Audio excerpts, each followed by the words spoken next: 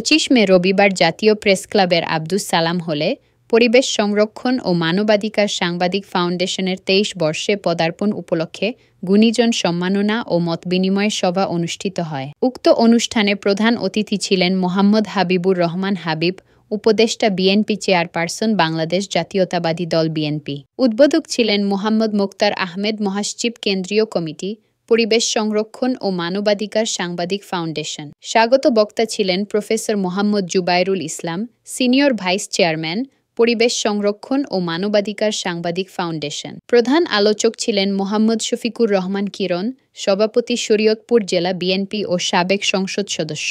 সভাপতিত্ব করেন মোহাম্মদ আবুল খায়ের, চেয়ারম্যান, পরিবেশ সংরক্ষণ ও মানবাধিকার সাংবাদিক ফাউন্ডেশন। বিশেষ অতিথি ছিলেন কর্নেল অবসরপ্রাপ্ত আব্দুল হক, সভাপতি, রাওয়া ক্লাব, মোহাম্মদ শহীদুল ইসলাম, সভাপতি, ঢাকা সাংবাদিক ইউনিয়ন ডিইউজে, মোহাম্মদ জাহাঙ্গীর আলম, প্রতিষ্ঠাতা, Bill Gates international school, S M. Morshed.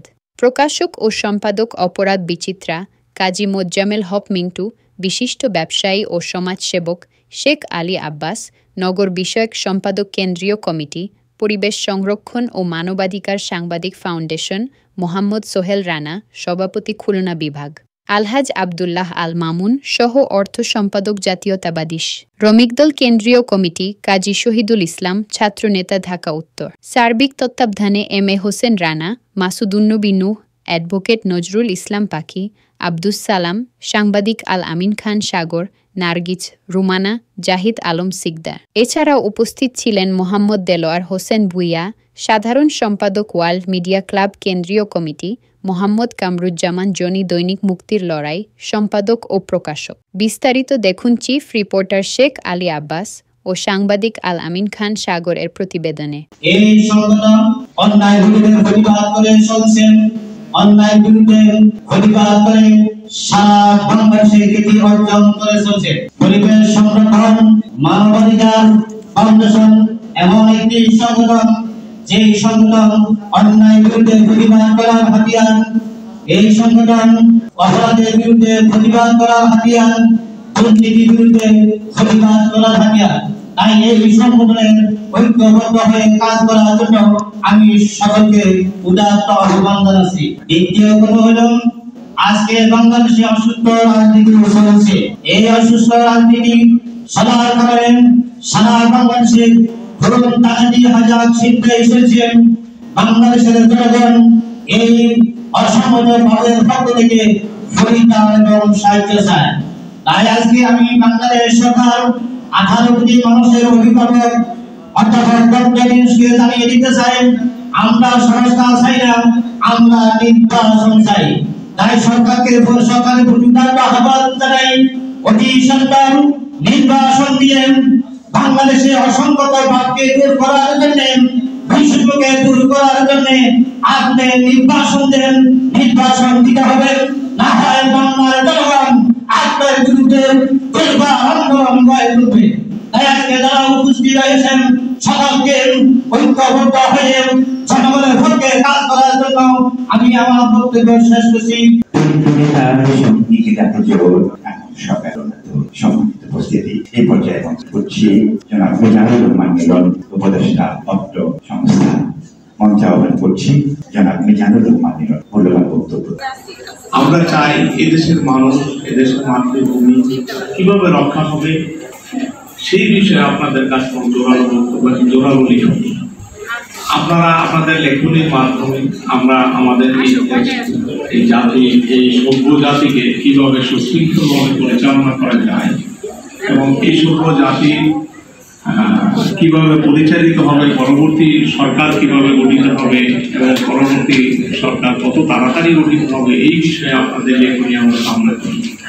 এবং আমাদের দেশে যত উশৃঙ্খলতা আছে, যত পরিবেশ দুষ্কৃতিকারী এবং দূষণমুক্ত করা যায় যত তাড়াতাড়ি, সেই বিষয়ে আপনাদের কাছ থেকে সহযোগিতা এবং সাহায্য কামনা করে আমি আমার বক্তব্য শেষ করছি। সবাইকে ধন্যবাদ। আসসালামু আলাইকুম।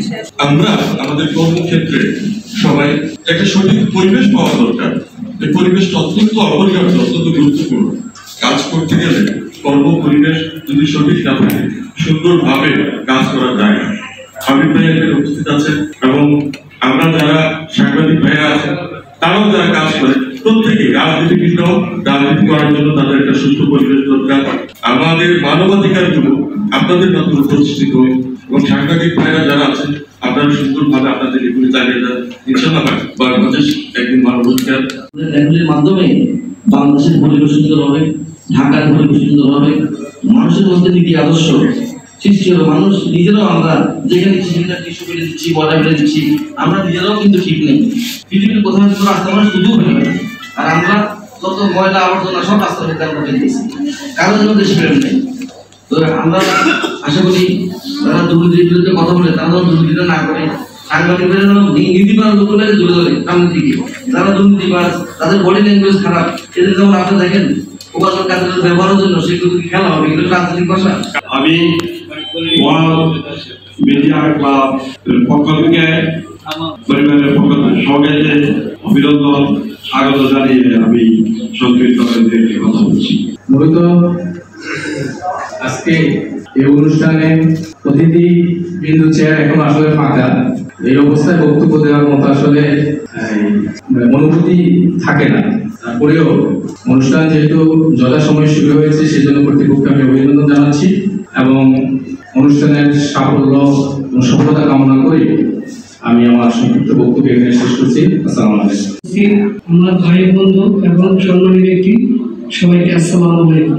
আমি আসলে খুব একজন সাধারণ মানুষ, যেহেতু দুটি কথা বলার জন্য আমার স্যার দেওয়ার হোসেন বিরান অল মিডিয়া ক্লাব কেন্দ্রীয় কমিটির সাধারণ সম্পাদক, উনি আমাকে সুযোগ দিয়েছেন, তার জন্য ওনাকে আমার পক্ষ থেকে এবং আমার নারায়ণগঞ্জ জেলার পক্ষ থেকে সুস্বাগত। প্রিয় দর্শক, আসলে আমার কিছুই বলার নেই, আমরা এখানে শিখতে এসেছি, স্যারেরা আছে, ওনারা বলে আমরা শুনবো, এই বলে আমার বক্তব্য এখানে শেষ করবো। আল্লাহ হাফেজ। দেশ স্বাধীন করে ফেলেছে, এটা কি বলা হলো? এটা কি সত্যি? আপনার 17 বছর যারা আন্দোলন সংগ্রাম করে কারাবরণ করে বাসা বাড়িতে থাকতে পারে নাই, অনেক শহীদ হয়ে গত 28 তারিখেই তো এই স্বৈরাচারের পতন হয়েছে তাদের অত্যাচারের মাধ্যমে। অথচ আজকে স্কুল কলেজ ইউনিভার্সিটিতে কি ছাত্রদের পরিবেশ আছে? পড়ালেখার পরিবেশ আছে? আজকে যারা ছাত্র লেখাপড়া করে মানুষের মতো মানুষ হবে, এদেশের হাল ধরবে, তারা আজকে রাষ্ট্রীয় ক্ষমতা অসীম হতে চাচ্ছে। না কোনো লেখাপড়ার পরিবেশ, না লেখাপড়া করছে, না কোনো স্কুল কলেজ ইউনিভার্সিটির পরিবেশ সুন্দর রাখছে, সংরক্ষিত রাখছে, রাখেন নাই। আজকে বাংলাদেশে একজন মানুষ নেই, একটা শ্রেণী পেশার মানুষ নেই যাকে বিগত সরকার সৎ থাকতে দিয়েছে বা তার মতো করে কাজ করতে দিয়েছে অথবা তাকে তার সত্তা বজায় রাখতে। যে কারণে আমি দেখি বলি ডিসি সাহেব তার ওয়াইফকে যদি বলেন তোমাদের কাজটা ঠিক হচ্ছে, ডিসি সাহেবকে তার ওয়াইফ বলেন চুপ করে থাকে, এত বড় কথা বলো, 0 ভোট 1 ভোট দাও, 100 ভোট কাজ করে দাও, অধিকার কে নেয় তখন কথা বলতে পারো না, তুমি কি কথা বলতে? এই বিষয় ছেলেরা বাইরে থেকে ছেলেরা করতে করতে আসে, কোথায় গেছিল কোথায় গেছিল, তুমি তো তোমার দায়িত্ব পালন করো না। তোমার পুলিশ গিয়ে ভোট কেটে দেয়, তোমার পুলিশ গিয়ে মানুষের ক্ষেত্রে মামলা দেয়, তোমার পুলিশ গিয়ে রাতের বেলা ধরে নিয়ে আসে মানুষকে গ্রেপ্তার করার যোগ্য করে। তুমি তো জেলার সবচেয়ে বড় পদে কি করো? তুমি সারা জীবন কিন্তু বিদায় দিন অবদান হওয়ার কারণে ওই যে ভোট 100% তাকে দেখে দেখে ঠিক যে তার সারা জীবন অর্জন বিশ্বাস। এর কারণ কি? এর দেশে কেন আপনি যখন এই দেশে যে জাতীয় সংসদ নির্বাচন হয়, একটু নির্বাচন হয়, যেমন হলফটা জাতীয় সংসদ নির্বাচনের সময় হলফটা হচ্ছে যে আপনি যে টাকা খরচ আগে ছিল 91 লাখ 25 লাখ, আপনার টাকাটা কোথায় পাবেন? আপনার টাকার উৎস সেখানে আপনি লিখবেন আমার ভাই দিবে, চাচা দিবে, নামতো ভাই দিবে, মামাতো ভাই দিবে, টাকা ধার করবো, ভালো কথা। আগে 3 লাখ 3 লাখ 15 লাখ 25 লাখ 25 লাখ লিখে দিলেন। আপনি খরচ করেন মাঠে 2 কোটি 3 কোটি 4 কোটি 5 কোটি 10 কোটি করে খরচ। আপনি যখন নির্বাচনের পরে হারেন না দিতেন, আপনার কিন্তু একটা আয়দার হিসাব দাখিল করতে হয়, তাহলে আপনার বিরুদ্ধে কিন্তু মামলা হয়ে যায় এবং সেই মামলা আজও কিন্তু আপনাকে জেল দিবে, জেল আপনি থাকতে হবে। তাহলে খরচ করলাম 3 কোটি টাকা, লিখলাম 25 লক্ষ না 24,99,999 টাকা। আপনার কাছে তখন একটা ফাইল আসবে, 3টা কোনো চিকিৎসা করতে হবে, 300 টনের থেকে আপনার কলম কাঁপবে। তো প্রথমেই তো আপনি যে বছর দাঁড়ানোর সময় মিথ্যা বললে